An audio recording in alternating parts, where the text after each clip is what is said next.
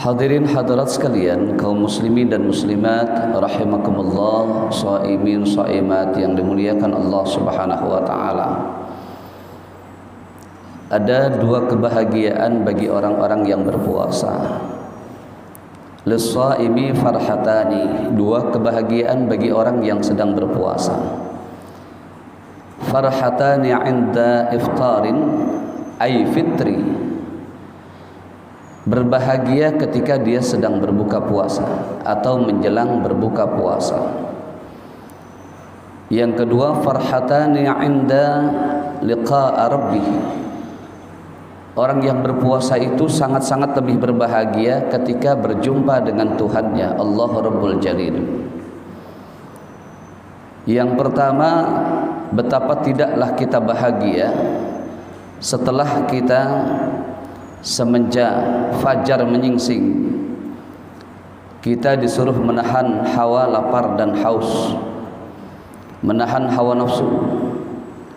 Begitu waktunya tiba, matahari tenggelam, azan berkumandang, kita berada di hadapan suguhan-suguhan yang nikmat, makanan dan minuman. Sehingga saat itu pula rasa dahaga kita hilang, rasa lapar pun lenyap. Seakan-akan kita merasakan begitu nikmatnya hidangan-hidangan yang telah disuguhkan oleh istri-istri kita, oleh orang-orang tua kita, atau secara langsung Allah Subhanahu wa taala memberikan hidangan itu. Betapa bahagia, senang kita. Ya. Bahkan orang-orang yang tidak dapat menahan hawa nafsunya, jam 4 aja udah siap-siap duduk di meja menunggu hidangan, padahal masih jauh waktunya. Ya. Nah, yang kita ambil adalah yang kedua, farhatani 'inda liqa' rabbih, orang-orang yang berbahagia ketika ketemu dengan Tuhannya. Apakah orang yang berjumpa dengan Tuhannya ketika Ramadan ini adalah orang yang hanya sekedar menahan lapar dan dahaga, lalu kemudian bisa menahan hawa nafsunya, sementara peningkatan kualitas ibadahnya dia tidak perbaiki, dia tidak perhatikan? Maka alangkah terburu-buru kita memberikan satu kesimpulan bahwa orang-orang yang menahan laparnya dan dahaganya lalu kemudian bisa menahan hawa nafsunya tanpa ditunjang dengan kualitas ibadahnya, lalu dia mendapatkan kemenangan, kebahagiaan, bahkan bisa berjumpa dengan Tuhannya. Tidak.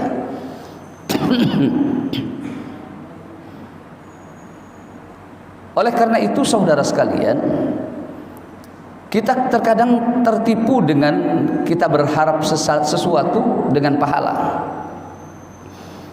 Seharusnya bagi tingkatan orang-orang yang khusus di dalam melaksanakan ibadah puasa itu, bukan pahala yang dikejar, tetapi rasa mahabbah, kecintaan Allah yang kita kejar, sehingga lahirlah keridhaan Allah itu kepada kita. Betapa tidak seorang wanita sufi saja di dalam setiap munajat spiritualnya, Rabiatul Adawiyah itu, dia selalu berdoa, ya Allah, jika memang sholatku ini, bacaan Quranku, zikir-zikirku, kebaikan-kebaikanku terhadap sesama manusia hanya karena takut dengan nerakamu, ya Allah, ceburkan diriku ke dalam nerakamu, ya Allah. Dan seandainya seluruh penghambaan diriku, ya Allah, lahiriah batiniyah ini hanya karena berharap surgamu, ya Allah, tutuplah pintu surga-surgamu, ya Allah. Ini seorang wanita sufi yang patut menjadi satu pelajaran dan juga contoh buat kita. Yang kita kejar bukan sekedar pahala. Kalau kita mengejar pahala, maka pantas kalau Ramadan malam harinya qiyamul lail, yang disebut qiyamul lail, tarawih termasuk. Ya. Itu menjadi tradisi yang buruk kadang-kadang.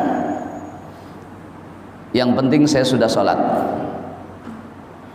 atau tarawih kan sekedar sunnah, saya nggak kerjakan pun nggak apa-apa. Jadi drastis sampai tahun ke tahun itu di kita, terutama negara kita ini, setiap Ramadan datang awalnya memang berbahagia, tapi bahagianya kita beda dengan orang-orang yang memang istiqomah dalam ibadahnya. Kenapa? Karena kita bisa terlihat. Pertama, bahagia itu dia pada saat hari-hari pertama, kedua, ketiga sampai seminggu tuh. Begitu lewat dari seminggu aja udah mulai itu kendor tuh semangat kita untuk ibadah kepada Allah. Apalagi kalau seandainya kita melihat daftar imam-imam itu yang kadang-kadang membuat kita itu lemes. Ya, imamnya dia lagi nih. Ya. Udah lambat bacaannya. Gitu ya. Lama lagi. Tumakninahnya kelamaan. Yang standarnya Bismillahirrahmanirrahim, Alhamdulillahi Rabbil Alamin, Ar-Rahmanirrahim, Maliki Yaumiddin. Misalnya begitu. Ada imam Bismillahirrahmanirrahim, Alhamdulillahi Rabbil Alamin. Dikit-dikit narik nafas. Udah yang begitu urusannya selesai besok gitu. Ya, jamaah bilang ya kelamaan. Udah begitu 23 rakaat lagi habis, udah selesai. Makanya baru sekarang nih, yang sekarang ini. Ya, baru malam ketiga aja udah kendor, udah habis. Dulu nggak peduli, ibu-ibu sibuk menjelang lebaran aja, ibu-ibu tetap saja datang ke masjid itu lebih awal. Mau kenanya ditaruh duluan. Orangnya sih nggak tahu kemana. Mau kenanya ditaruh duluan supaya apa? Supaya nggak ada yang nempatin. Ya, supaya kebagian tempatnya. Sekarang masa bodoh. Mau kena kagak ada, orangnya kagak ada sekarang. Itu yang terjadi sekarang begitu. Bagaimana yang begini mau berjumpa kepada Tuhannya ini yang begini? Tuh. Ya. Lalu apalagi sekarang ini kita melihat tadi firman Allah tuh. Syahrul Ramadan alladzi unzila fihi al-Qur'an hudan lin-nasi wa bayyinatin minal huda wal furqan. Pada saat bulan suci Ramadan Allah turunkan Al-Qur'an sebagai petunjuk bagi manusia dan pembeda antara yang hak dan yang batil. Itu tidak sekedar di situ saja mafhumnya, tetapi kita melihat daripada kejadian apa yang dilakukan oleh kita, mungkin saudara-saudara kita menyikapi tentang Al-Qur'an. Saudara, ada dua di kalangan orang awam, di kalangan orang cendekia, dan kedua-duanya yang terjadi ini sangat memprihatinkan kita, sangat mengkhawatirkan kita. Yang pertama, kita jangankan kita ini sekarang, anak-anak kita sekarang ini sulit untuk menyentuh Al-Quran, membaca Al-Quran dengan kebiasaan-kebiasaan yang baik. Artinya pembiasaan di rumah untuk membaca Al-Quran. Anak kita lebih senang, lebih gemar dengan memegang gadget HP itu. Ya, mau tidur HP anak kita cari, bangun tidur yang dicari HP, mau makan HP dulu, mau mandi HP. Setiap aktivitas kegiatan kehidupannya itu enggak lepas dari HP.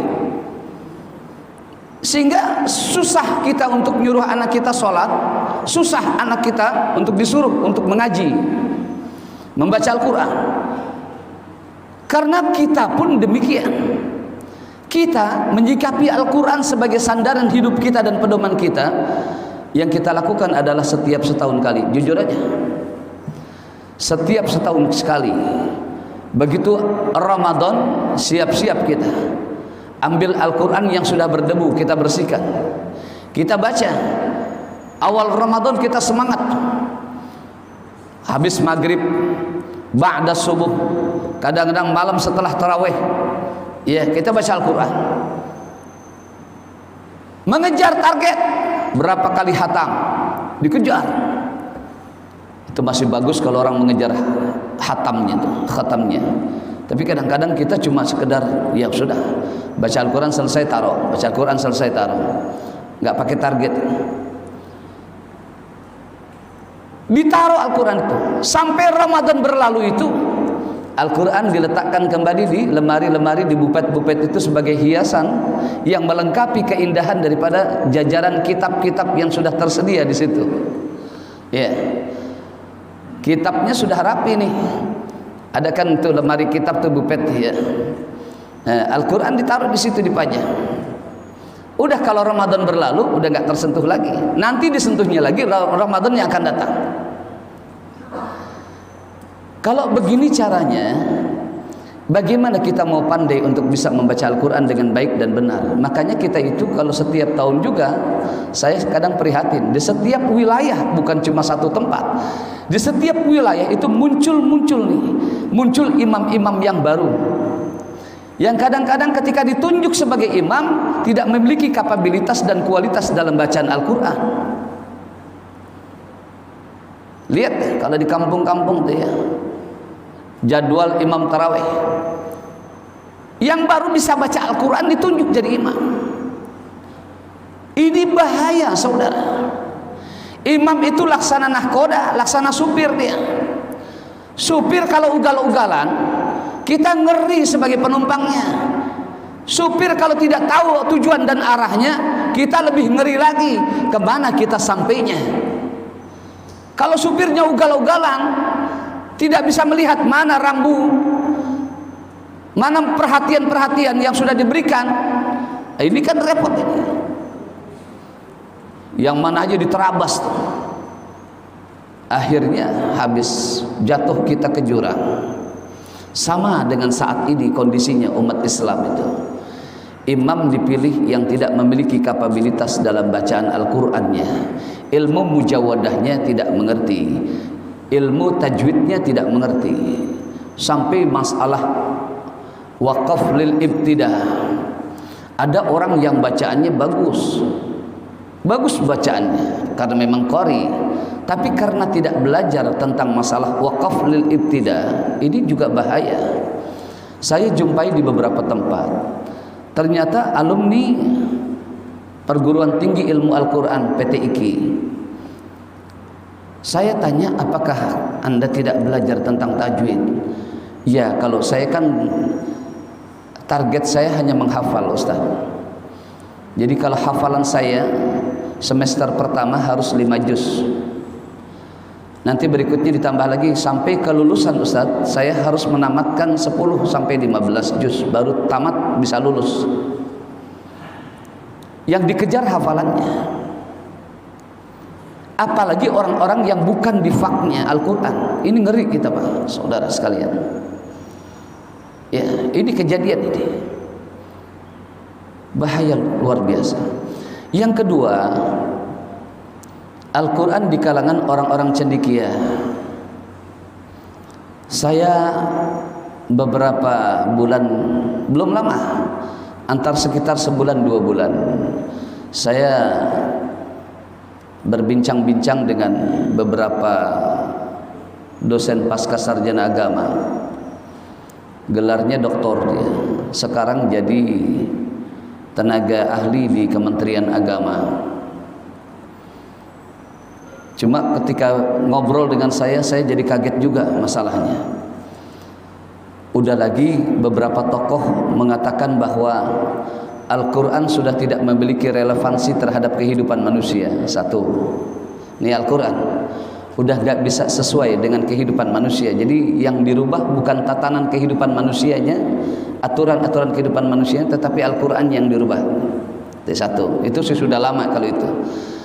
Ada lagi yang mengatakan bahwa ini kan balik kepada Al-Quran, back to Al-Quran. Kalau seandainya mereka mengatakan negara ini bisa makmur, negara maju itu bukan karena agama, tapi karena budaya, berarti Al-Quran dikesampingkan, nggak ada Al-Quran itu. Ini yang bicara tokoh agama, dosen pasca sarjana agama. Bahkan sekarang karena pembicaraan yang demikian itu, sehingga di Indonesia untuk tahun 2021-2022 tahun ajaran itu, di setiap pesantren, sekolah-sekolah agama, apalagi di sekolah umum, itu sudah tidak diberlakukan mata pelajaran tauhid akidah. Mau dibawa kemana saudara? Ya, mau dibawa kemana? Nah, yang kemarin belum lama ketemu saya bincang-bincang itu seorang tenaga ahli itu, dia bilang begini, saya tidak yakin kalau orang Nasrani dan Yahudi itu masuk ke dalam neraka. Yang saya yakin itu adalah justru kadang-kadang orang Islam yang berbuat zalim kepada saudaranya, orang Islam yang keras terhadap pemerintahnya, yang bahasanya radikal, mereka yang masuk neraka. Buktinya Islam banyak yang jadi teroris, Islam banyak yang jadi radikal. Iya, itu bisa termakan begitu. Saya cuma bilang begini, maaf dokter, maaf prof, saya bilang, saya al-fakir, saya cuma sederhana saja. Kalau Anda mengatakan Anda tidak yakin bahwa orang-orang Nasrani itu dengan Yahudi itu masuk ke dalam neraka, Anda baca di dalam surah Al-Bayyinah saja. Saya pikir kalau di dalam surah Al-Bayyinah maknanya tidak multi tafsir, tidak. Yang mana bunyinya? Innal ladzina kafaru min ahlil kitabi wal musyrikina fi nari jahannam khalidina fiha. Sesungguhnya orang-orang kafir, orang-orang musyrik, orang-orang kafir, orang-orang ahli kitab dan orang-orang musyrik, wal musyrikina fi nari jahannam khalidina fiha, mereka semua masuk ke dalam neraka secara kekal abadi. Bagaimana dia bisa masuk ke dalam surganya Allah? Dia nggak pernah daftar di agama kita, nggak pernah. Dulu saya pernah bercerita di sini setiap di mimbar Jumat kalau nggak salah dulu. Ketika menjelang buka puasa bersama, saya mengisi kultum di kalangan mahasiswa. Sampai ada senat mahasiswa mengatakan begini, hampir sama sebenarnya. Dia bilang, Ustaz saya mau tanya Ustaz. Iya, kelihatannya Islam tidak adil ya Ustaz. Ente bisa dari mana Islam tidak adil kesimpulannya? Awas hati-hati ente. Saya bilang begitu. Enggak begini Ustaz. Kok kita bisa mengklaim bahwa kita ini sebagai umat Islam masuk ke dalam surganya Allah, sementara kita mengklaim orang-orang di luar Islam itu masuk ke dalam neraka? Ini contoh aja Ustaz, di lingkungan saya kata dia bilang gitu. Ada orang non muslim Ustaz, itu baiknya luar biasa. Kalau ada tetangganya kena musibah, dia orang pertama yang nolong Ustaz. Tetangganya sakit, dialah yang lebih tahu daripada saudara-saudaranya, sehingga dia menawarkan jasa, mau dibawa ke rumah sakit, mau pakai mobil saya, itu begitu. Ditawarkan kebaikan-kebaikan itu Ustaz. Luar biasa. Bahkan sampai kalau ada tetangga yang meninggal, dia ikut tahlil di situ. Yang terakhir Ustaz, kita tidak menutup mata kata dia. Kalau setiap kita berhari raya Idul Fitri, dia selalu keluar untuk bertetangga mengucapkan selamat Idul Fitri, mohon maaf lahir dan batin. Itu mereka Ustaz. Coba kalau kita lihat sendiri, kita dan saudara-saudara kita. Jangankan orang lain, tetangga, saudaranya sendiri datang ke rumah mau minjem duit, susah Ustaz. Ya, adiknya datang ke rumah kakaknya mau pinjam duit, nggak dikasih Ustaz. Padahal duitnya banyak. Ponakannya mau pinjam duit sama pamannya, kata pamannya nggak punya duit, padahal duitnya banyak. Apakah itu tidak zalim Ustaz? Padahal ponakannya lagi butuh, kata dia. Belum lagi tetangga-tetangga yang meninggal dunia, yang sakit, perhatiannya tidak ada Ustaz. Kok bisa kita menganggap bahwa orang Islam yang seperti ini masuk ke dalam surganya Allah? Akhirnya saudara, bapak ibu hadirin sekalian, saya jawab begini, karena anda itu mahasiswa, saya bertanya dengan logika, saya jawab juga dengan logika.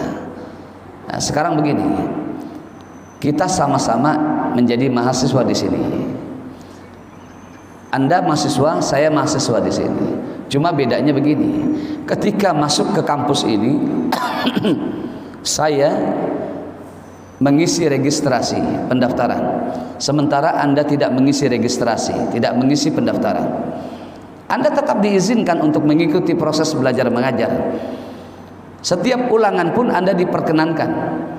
Sampai masalah ujian dan ujian akhir, Anda diperkenankan untuk ikut itu. Kita sama-sama ikut ujian akhir, ikut ulangan, ikut proses belajar mengajar. Cuma yang saya pertanyakan, begitu kita lulus sama-sama di dalam alma mater yang sama, ya kira-kira yang dapat ijazah Anda apa saya? Dia bilang, ya Ustadz lah. Kenapa demikian? Lah Ustadz kan pas begitu masuk ke kampus ini ngisi registrasi, ngisi pendaftaran, lalu saya enggak. Saya bilang sama halnya dengan tentang masalah non muslim dengan muslim, tentang bicara tentang surga. Kenapa mereka tidak masuk ke dalam surganya Allah? Karena kita yakin mereka tidak pernah mendaftarkan diri kepada Allah dengan kalimat syahadat. Asyhadu an la ilaha illallah wa asyhadu anna Muhammadar Rasulullah. Itu yang menyebabkan umat Nabi Muhammad itu masuk ke dalam surganya Allah. Beda. Walaupun kita terkadang khilaf berbuat maksiat, tetapi tetap konsekuensinya ada balasannya. Tentu ada. Ya enggak semata-mata umat Islam itu masuk ke surganya langsung, enggak.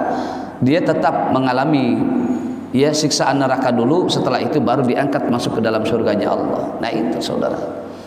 Jadi permasalahan Al-Quran saat ini, kalau bukan kita, siapa lagi?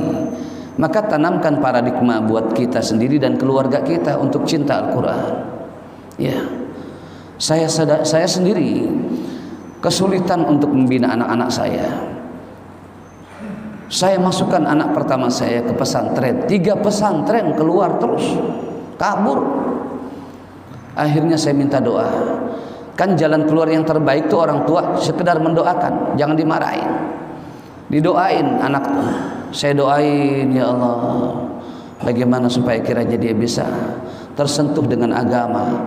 Akhirnya permohonan saya kepada Allah dikabulkan.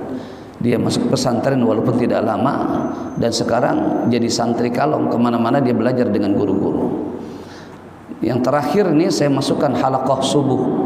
Jadi di subuh itu ada majelis yang rumah tahfiz lah, saya masukkan ke situ, 3-3-nya saya masuk. Ada 4 anak saya. Saya takut nanti ketika saya berpulang ke rahmatullah, anak saya tidak bisa membaca Al-Quran. Kalau sudah tidak membaca Al-Quran, tidak bisa membaca Al-Quran, siapa yang mau doain saya? Gitu. Sementara saya yakin betul, andainya saya meninggal dunia, anak saya membaca Al-Quran di atas pusara saya, itu lebih cepat sampainya ketimbang dia baca di rumah. Jangan dianggap enteng itu. Ya, kita baca Al-Quran di atas makam kita atau di atas makam orang tua kita, itu sampainya lebih cepat. Itu saudara. Oleh karena itu mari bersama-sama meraih daripada cintanya Allah Subhanahu wa taala itu, harus kita banyak beribadah. Konsekuensi kita dalam ibadah kepada Allah Subhanahu wa taala adalah bentuk penciptaan Allah kepada kita. Rasa syukur kita kepada Allah. Allah sudah menciptakan kita dengan sebegitu rupa, kesempurnaannya, kenikmatannya Allah berikan pun luar biasa. Kalau kita bandingkan dengan apa yang kita rasakan, apalagi dibandingkan dengan ibadah, nggak ada apa-apanya barangkali. Maksudnya apa, Ustaz? Allah memberikan kita usia, kesempatan hidup, menghirup udara segar, menikmati indahnya dunia ini, itu jauh lebih besar kenikmatan itu. Tapi kadang-kadang besarnya kenikmatan yang Allah diberikan kepada kita, kita nggak bisa memberikan sesuatu kepada Allah itu. Terbukti dari ibadah kita itu yang kadang-kadang main-main, yang ibadah kita hanya sekedar cukup menuntaskan kewajiban kita, bukan kebutuhan. Pantas kalau ibadah kita, kalau subuh malas, tarawih malas, gitu. Ayo sama-sama buat diri kita ini semangat untuk ibadah kepada Allah. Rajinkan diri kita sehingga nanti Masjid As-Salam ini tetap dia gaungnya tetap terdengar, secara fisik orang juga melihat, ya Allah, syiarnya lihat luar biasa. Kenapa? Setiap sholat berjamaah itu mereka berbondong-bondong, indah. Saya dulu waktu menginap di Tasik, Pas Ramadan iseng saya mau ke Syekh Muhyi, saya ziarah ke sana.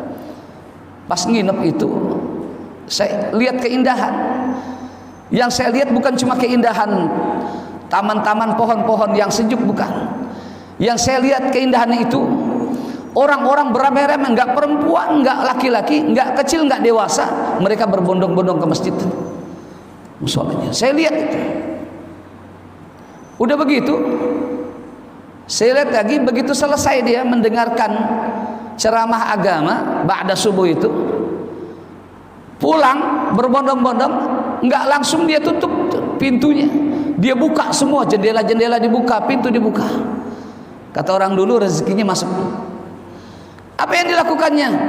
Si ibu-ibu dia nyapu bebersih, bapak-bapaknya bawa cangkul, ganti pakaian. Itu indah saya lihatnya begitu. Itu keseimbangan hidup namanya. I'malid dunya ka'annaka ta'ishu abada wa'mal li akhiratika ka'annaka tamutu ghada. Sudah mereka lakukan itu. Nah, mari kita juga bisa begitu di lingkungan as-salam ini. Ya. Kita itu karena bisa diadu domba, karena orang sudah bisa melihat kualitas dan kapasitas umat Islam saat ini. Ya. Bagaimana enggak? Jumat aja udah kelihatan. Nunggu orang naik khutbah, naik mimbar, baru orang pada datang. Kalau orang dulu enggak, jam 12 waktunya, jam 11 mereka udah datang i'tikaf di masjid. Mau maghrib, orang dulu baca Al-Quran, orangnya yang baca Al-Quran. Sekarang mah kaset, HP sekarang bisa, USB bisa sekarang, apa aja MP3. Ya, luar biasa. Jadi hati-hati, mari bersama-sama Bapak Ibu hadirin hadirat, kaum muslimin dan muslimat, shaimin dan shaimat, raih kecintaan Allah itu dengan semangat ibadah kita. Enggak akan bisa kita raih, enggak akan bisa kita bertemu dengan Allah. Farhatani anda liqa rabbih, enggak akan bisa kita dapati sepanjang kita tetap malas dalam beribadah, sepanjang kita tidak memiliki konsekuensi terhadap agama kita. Ayo berpikir, bawa anak-anak kita, ya, bawa anak-anak kita, arahkan mereka itu untuk mengenal agamanya, mengenal Al-Quran. Ini ngeri kita, karena kita jauh dari Al-Quran, ya kita nggak mengerti. Akhirnya orang-orang luar yang mengerti tentang Al-Quran. Dah ya. Nih, sedikit terakhir lagi. Saya melihat memang sekarang yang menguasai Al-Quran justru bukan dari kalangan umat Islam. Yang menguasai Al-Quran itu justru dari kalangan non-muslim. Lihatlah sekolah-sekolah teologi, ya, di sekolah teologi itu mereka diajarkan seperti pesantren. Tapi sekarang pesantren kita diajarkan seperti liberalisme, sekularisme. Habis sudah. Anak-anak kita jauh dari nilai-nilai agama dan akidah serta tauhid yang benar. Apalagi tauhid sekarang mau dihapus. Kemarin sejarah Islam, kita kalau melihat di buku-buku agama anak-anak kita tentang sejarah Islam, tidak ada sekarang bicara tentang perang Badar, perang Khandaq, perang Uhud, itu tidak ada. Enggak ada. Yang ada tentang masalah keislaman, keberagaman di dalam budaya dan juga di dalam kenusantaraan. Akhirnya lahirnya Islam Nusantara. Ya. Gitu ya. Iya. Baik. Barangkali hadirin hadirat sekalian, jamaah yang dimuliakan Allah Subhanahu wa taala, sampai di sini yang bisa saya sampaikan. Mohon maaf, saya kebetulan memang kena radang. Jadi suara saya enggak maksimal jadi. Karena memang ya mungkin karena kurang tidur juga jadi. Barangkali sampai di sini, enggak perlu pakai pertanyaan ya. Oh, iya. Kita tutup dengan doa. Kita mohon kepada Allah dengan doa yang kita sampaikan agar kiranya kita Allah ilhami, Allah karuniakan kesemangatan di dalam ibadah sehingga kita bisa meraih kecintaan Allah Subhanahu wa taala.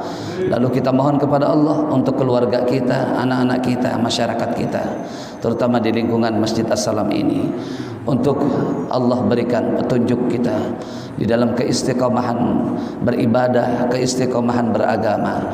Anak-anak kita mengerti Al-Quran, anak-anak kita terpanggil untuk bisa menyentuh Al-Quran. Kita pun akan cinta dengan Al-Quran. Dan kita mohon kepada Allah, yang terpenting adalah nilai kualitas ibadah kita dan pemahaman agama. Allah senantiasa memberikan bimbingan kepada kita semuanya. Bitilkan niyah wa ala kulli niyatin salihah. Wa ila hadratin Nabi al-Fatihah.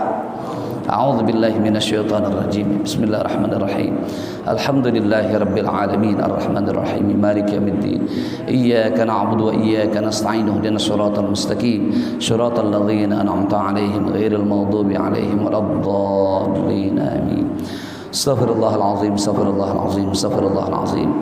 Falakal hamdu ya Allah ya maulana ya ma'bud. Allahumma shalli ala sayyidina Muhammadin fil awwalin wal akhirin wa barik wa sallim wa radiyallahu tabaraka wa ta'ala an kulli sahabati rasulillahi ajma'in.